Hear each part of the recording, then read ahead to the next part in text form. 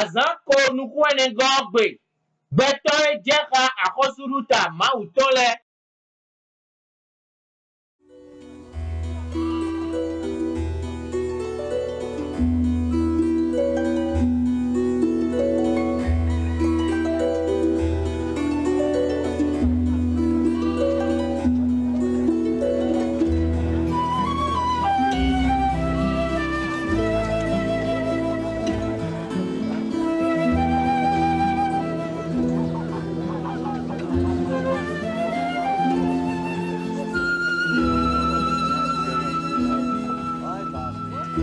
Tempo na domendo kwame o siwha amo relu nu mena domendo tempo me egbo bo sin se da fodo do konu meni o bo pipe do kume o enyo ni hu nyana do te pon ni edon yo ko wudo ndidi me lo le do ko ge do kwame o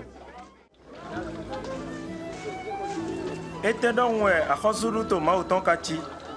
echi atikun wini de don bo nyande do indo jipaton me e atikun o wo suo e wuzo atinda ko bo khele no akwa doyin ala ton le me nsi hu do mon kunu je no do e de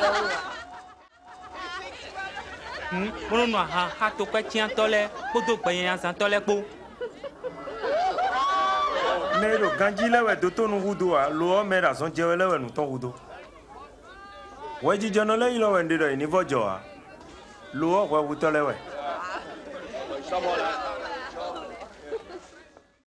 Beto de tere wedo taji nu Jesu.